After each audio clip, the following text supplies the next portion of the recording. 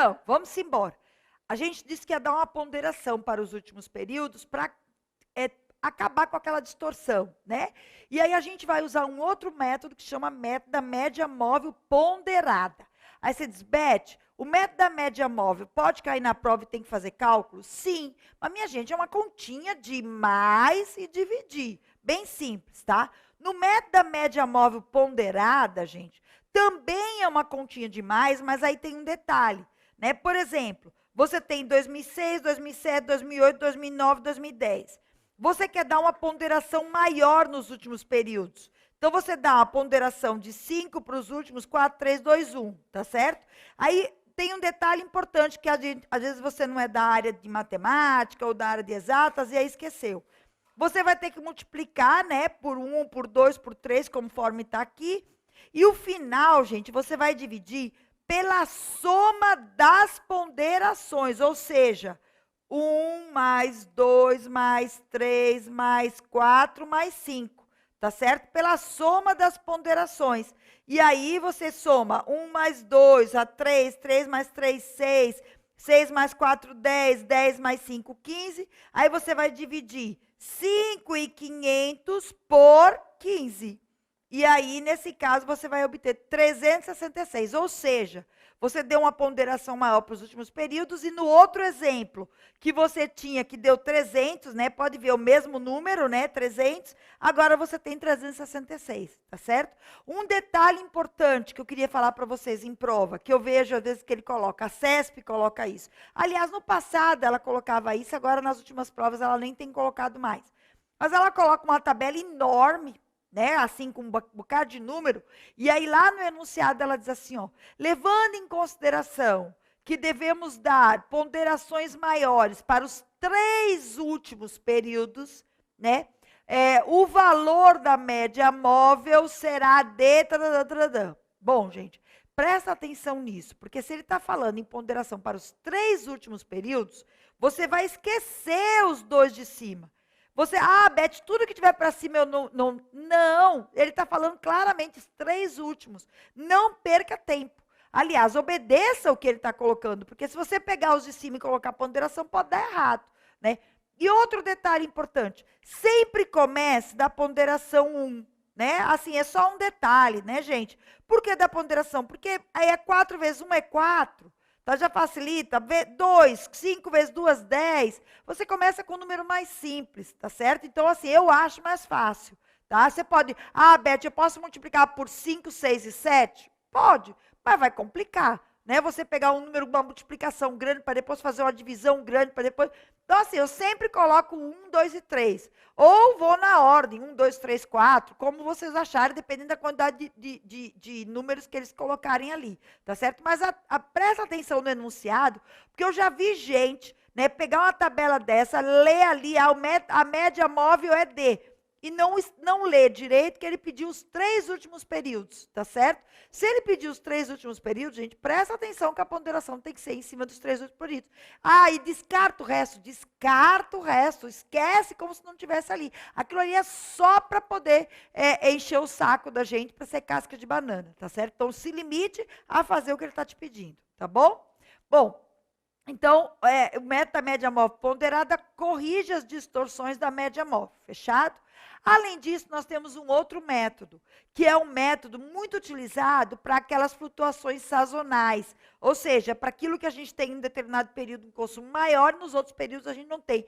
E aí, se você fosse fazer média móvel ponderada, você não ia ter como achar. Por exemplo, Páscoa. Eu estou vendendo agora um bocado de ovo de Páscoa. Só que em janeiro, em fevereiro e em dezembro não tinha consumo de Páscoa. Então, como é que eu vou fazer média móvel para saber quanto que eu vou comprar?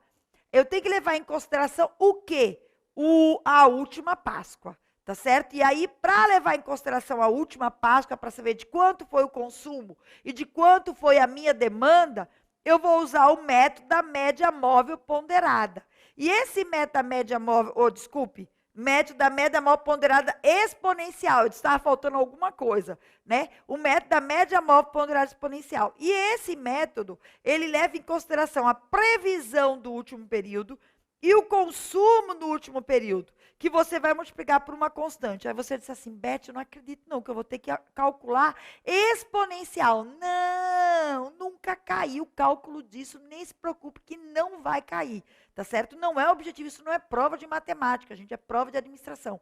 E nesse caso, a gente não tem obrigação de conhecer cálculo de exponencial, pelo menos nunca caiu, tá certo? Mas já caiu teoricamente, ou seja, o método no qual a gente usa, né, a previsão do último período e o consumo do último período, né, tendo em vista que se tem uma flutuação sazonal, aí você não tem outra resposta. Método da média móvel ponderada exponencial, que só leva em consideração aquele período que a gente está, né, trabalhando. E não a soma, não a média de todos os períodos, tá certo? E uma constante para corrigir as distorções. Além disso, a gente tem um outro método. Esse outro método não cai cálculo de jeito nenhum, mas é chamado do método dos mínimos quadrados. E é aquele método que vai descobrir qual é a melhor linha que passa a linha do consumo, né? Que passa perto dos dados coletados. Vocês sabem que uma linha de consumo, gente, é dada pela soma dos pontos, né?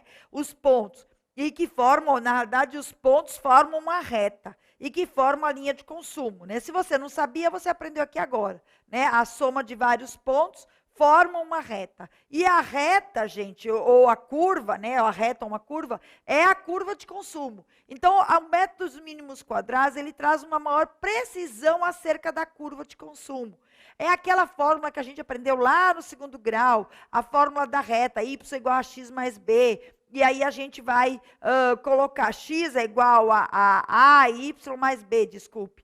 E aí a gente vai colocar, quando eu atribuo um valor para x, quanto é y, e assim vai por diante. Aí você diz, Beto, está falando muito rápido, porque eu não quero que você aprenda a fazer. Eu só quero que você saiba que o método dos mínimos quadrados, ele determina a melhor linha de ajuste, que passa mais perto de todos os pontos. Ou seja, é a linha que minimiza as diferenças entre a linha reta e cada ponto de consumo. Então, se eu tenho aqui o ponto de consumo, a linha reta é aquilo que é o consumo médio que vai, né, passar em todos os pontos. E aí o método dos mínimos quadrados ajuda a calcular com mais precisão essa linha que passa por todos os pontos, tá certo? É isso que eu quero que você saiba. O método dos mínimos quadrados é utilizado em quando? Em todas as linhas de consumo, desde que você queira um pouquinho mais de previsão. Entendido isso? Então, aprendemos a dimensionar o nosso estoque. Na verdade, nós aprendemos métodos para a gente poder dimensionar o nosso estoque, tá certo? Assim, métodos de consumo, métodos de cálculo de consumo, tá certo? Para a gente poder dimensionar o nosso estoque. Mas ainda temos outros fatores para levar em consideração se a gente for dimensionar o nosso estoque. A gente só está levantando as informações, tá certo? Primeiro, levantando que tipo de estoque, qual é a classificação do nosso estoque, quais são os métodos de dimensionamento do nosso estoque e como é que se comporta o consumo. Foi isso que a gente fez até agora, tá? Além disso, a gente, para poder dimensionar o nosso estoque, calcular como é que vai ser o nosso estoque, a gente tem que estudar, né, algumas variáveis que estão relacionadas a ela. Por exemplo, nível de serviço. A gente já falou de nível de serviço. O que é um nível de serviço? É a quantidade que a gente atende em relação à demanda. Então, se chegam 100 clientes no nosso balcão, eu quero atender a 100 clientes e não quero deixar de atender a ninguém. Ou seja, o meu nível de serviço vai ser de 100%. Então, quando eu digo que o nível de serviço é de 100%, significa que se o meu fornecedor atrasar o suprimento, eu vou atender a toda a minha demanda que eu estou trabalhando com ela. Tá certo? Então, o nível de serviço é exatamente isso. Ó. Aí aqui tem a fórmula do nível de serviço, que você não precisa saber, você só precisa entender que o nível de serviço é o número de requisições atendidas pelo número de requisições efetuadas. Ou seja, a quantidade de clientes que chegam no meu balcão, quantos eu atendo, né? E aí tá vezes 100, porque é em percentual que eu vou calcular. Eu atendo a 90, atendo a 80, atendo a 70, tá certo? Então, qual é o meu nível de serviço? E aí a gente tem uma regrinha para o nível de serviço, que diz o seguinte: para que a gente mantenha um alto nível de serviço, a gente vai ter que trabalhar com duas situações.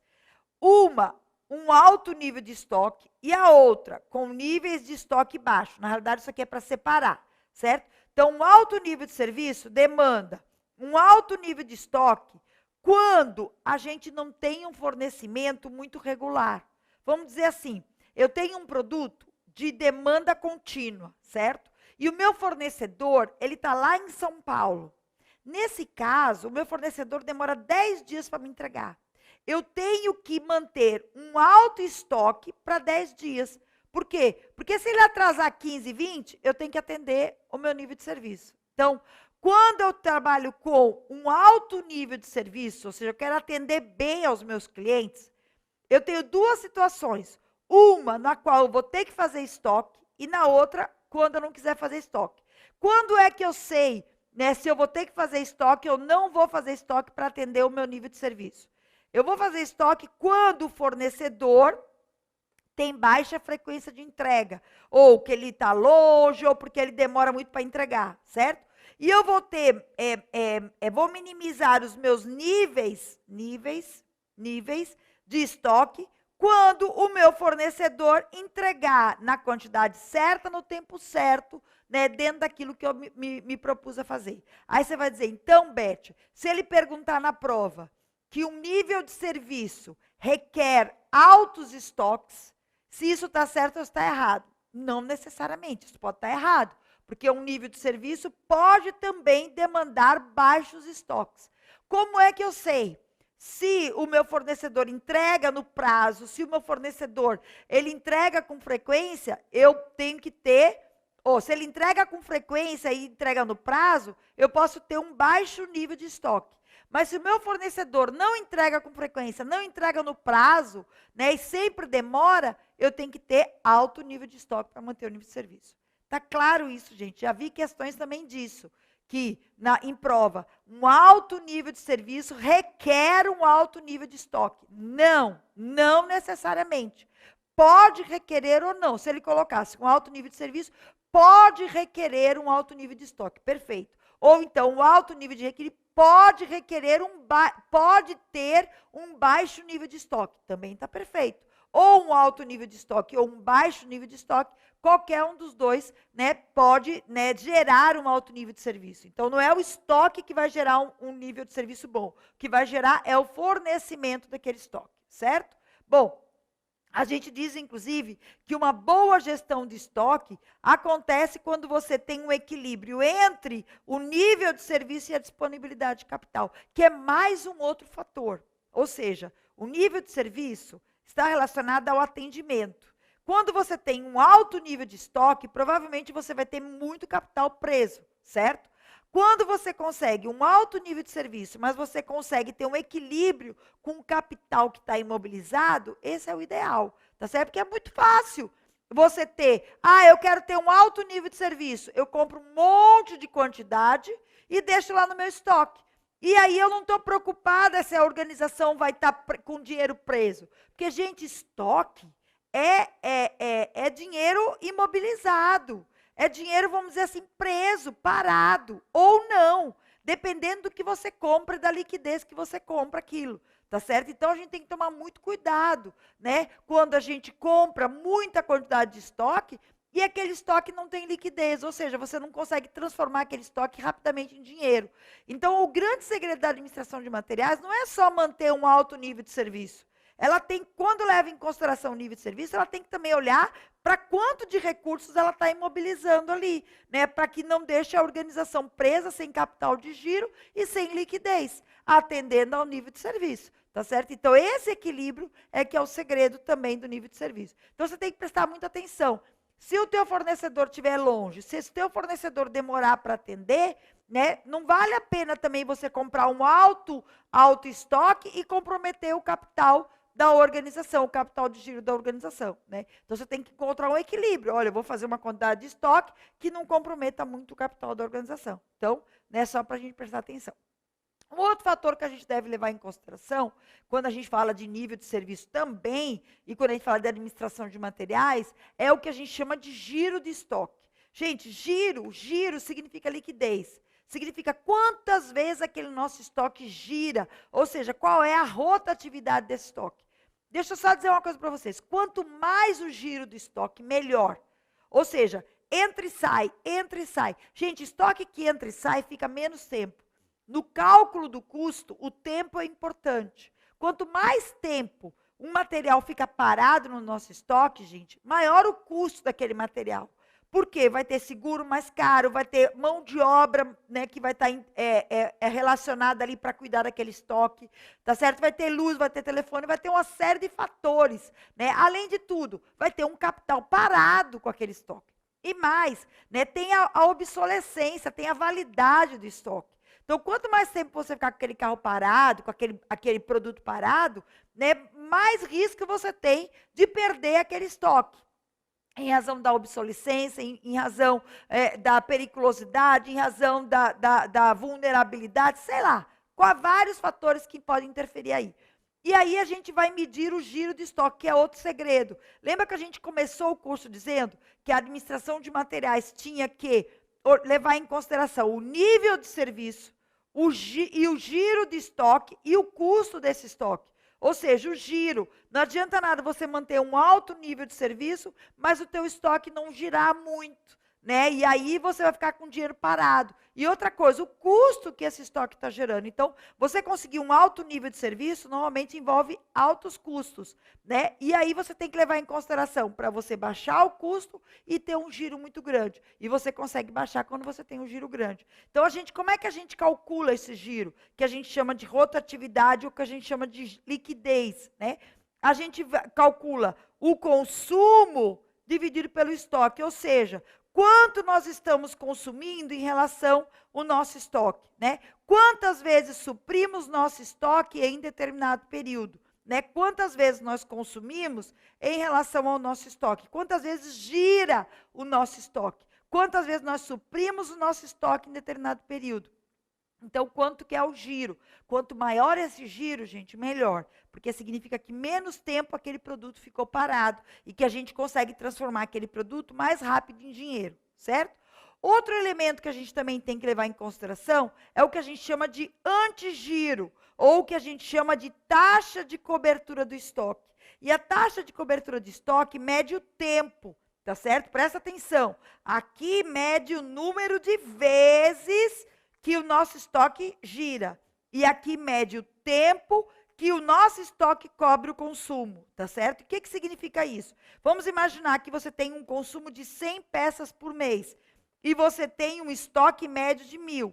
Ou seja, aquele teu estoque vai cobrir durante 10 meses o teu consumo, tá certo? 10 meses. Você diz assim, Beth, a taxa de cobertura quanto maior, melhor? Pode ser. Porque a taxa de cobertura garante o teu nível de serviço. No entanto, quanto maior a taxa de cobertura, né, assim, quanto mais produtos você tem em estoque, né, mais custo você tem.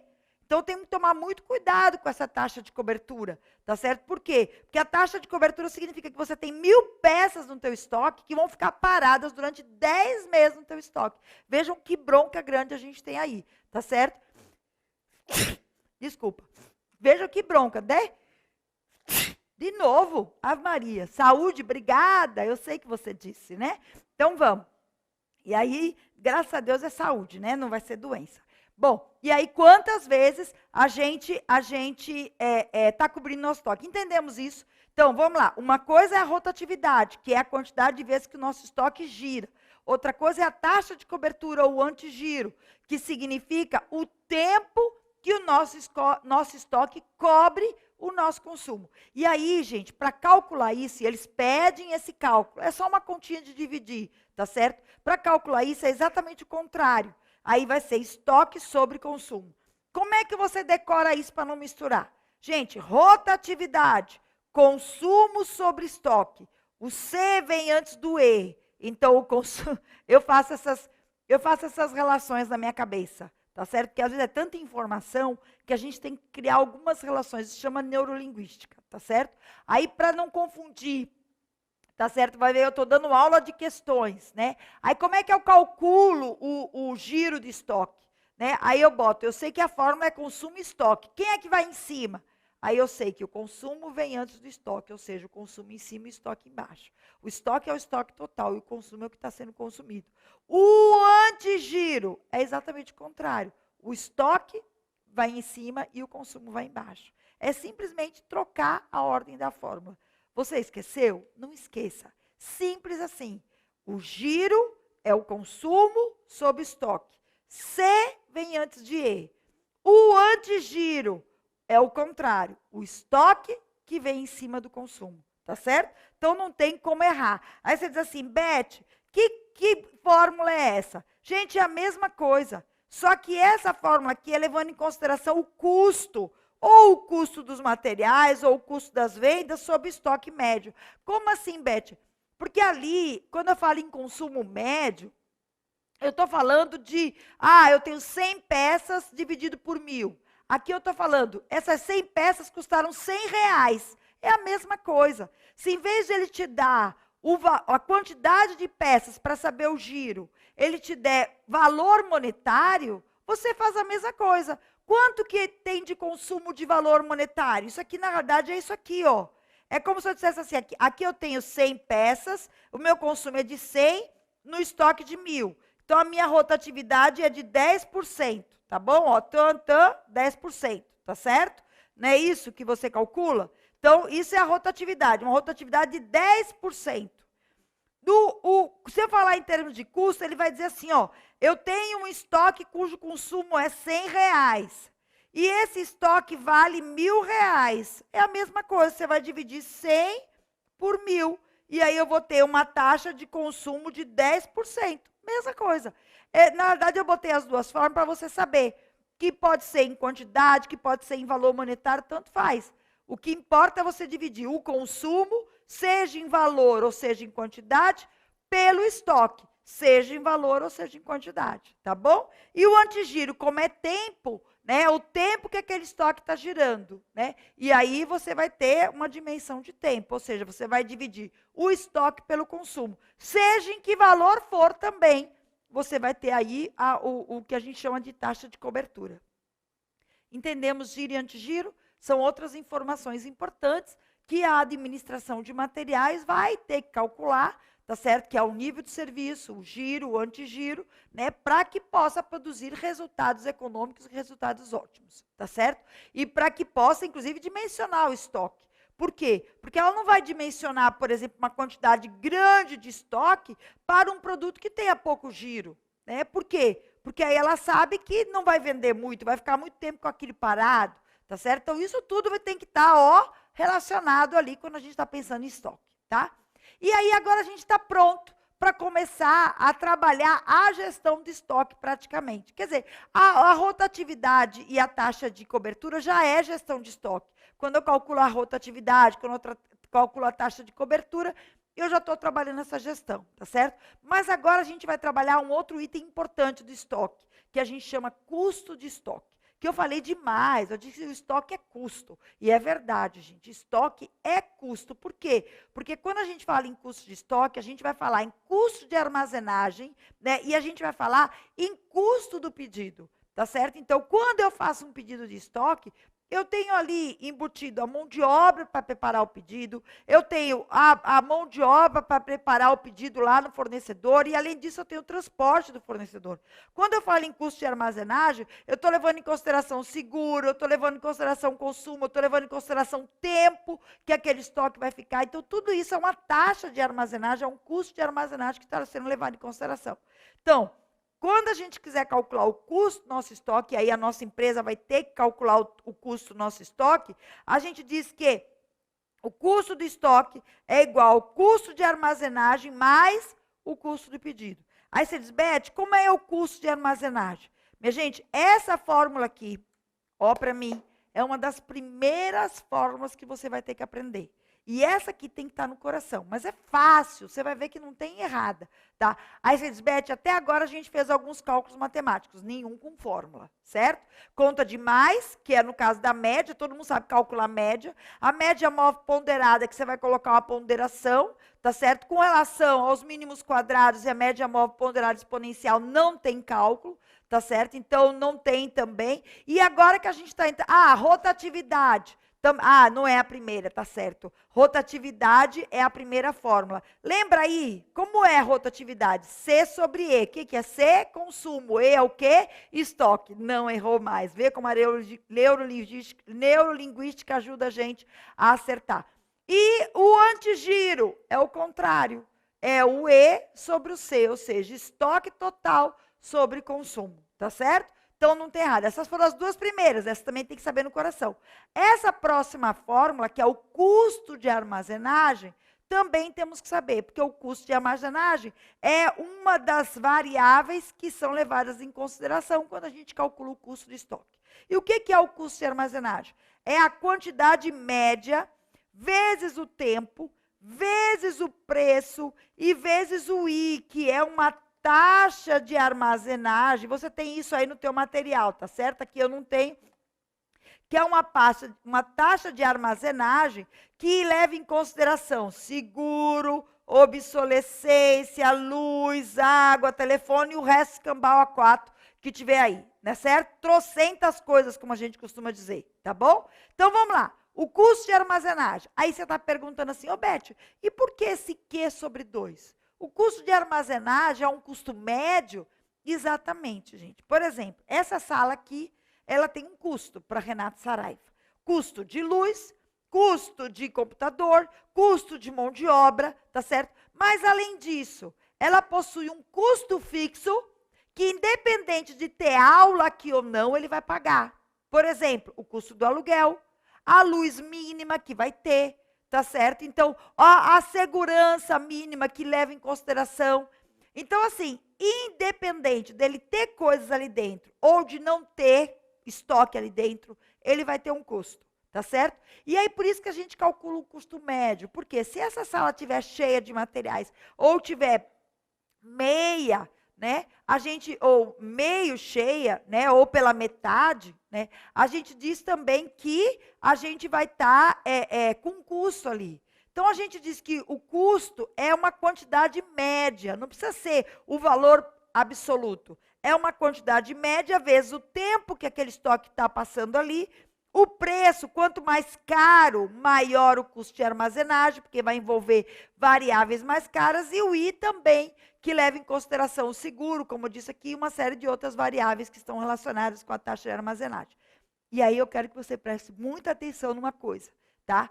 Essa quantidade sobre 2, na hora de fazer o cálculo, porque normalmente as pessoas botam QPTI.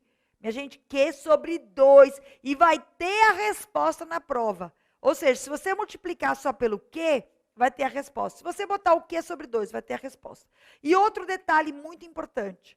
O custo de armazenagem, gente, ele nunca será zero.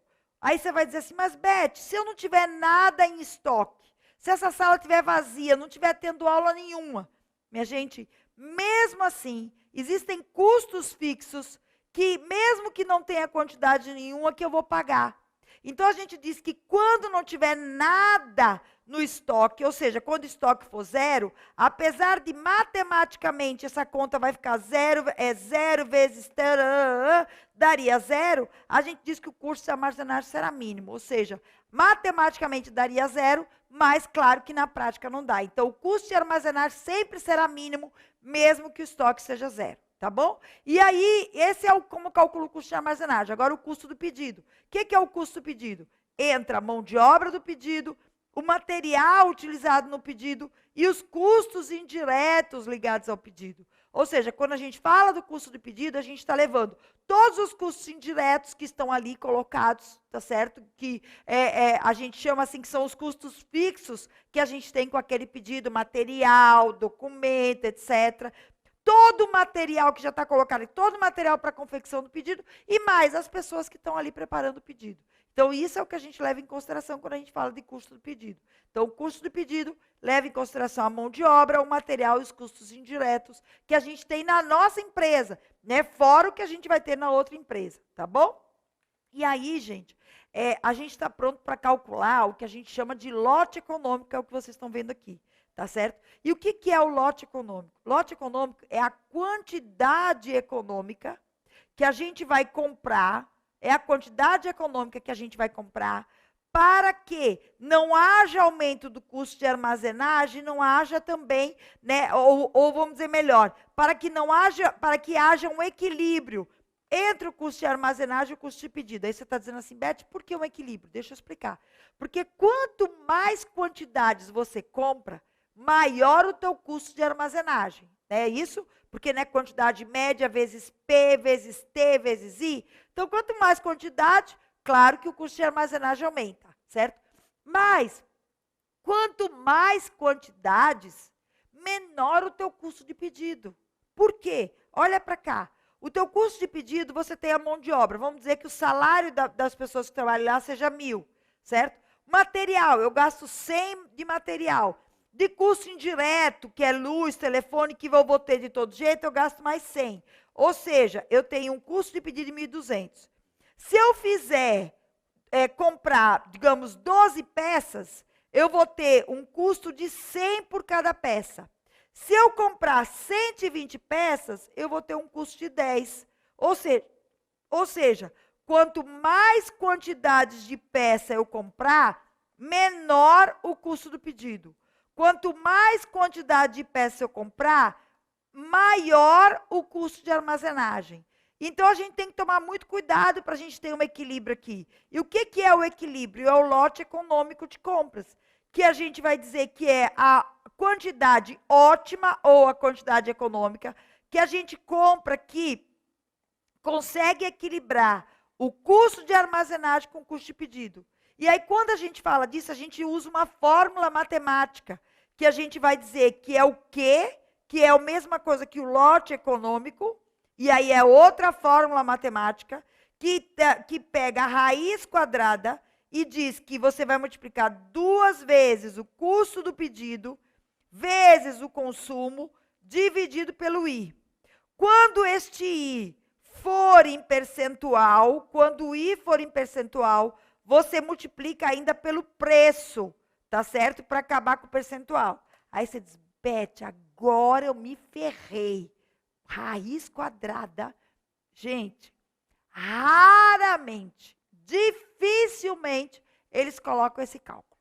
E se colocarem, normalmente o valor é redondinho. Raiz quadrada de 64, 8 vezes 8. Raiz quadrada de 16, 4 vezes 4. Tá certo? Então, normalmente, eles botam um valor bem redondinho, que não tem errada, né? Que todo mundo sabe calcular a raiz quadrada, que é um número multiplicado por outro, tá bom? Então, quando a gente for calcular o lote econômico, primeiro, o que significa lote econômico? Lote econômico é a quantidade econômica que você consegue um equilíbrio entre o custo de armazenagem e o custo de pedido. Como é que você calcula? A quantidade é igual a raiz quadrada de 2 vezes o custo do pedido vezes o consumo, dividido pelo I. Se esse I vier uma taxa em termos percentuais, você multiplica pelo preço. Ele tem que dar o preço na questão. Se não, não. Eu vou deixar questões disponíveis aí. E aí você faz também para você poder testar. Mas nada, anota aí. Então, ó, nós aprendemos nessa aula rotatividade, antigiro, aprendemos custo de armazenagem, e agora aprendemos lote econômico. Quer dizer, o custo de estoque é o custo de armazenagem, mas o custo de pedido que não tem errada. E agora aprendemos o lote econômico. Na próxima aula a gente evolui, tá certo? Até a gente terminar, tá bom? Cheiro no teu coração e até a próxima aula, se Deus quiser.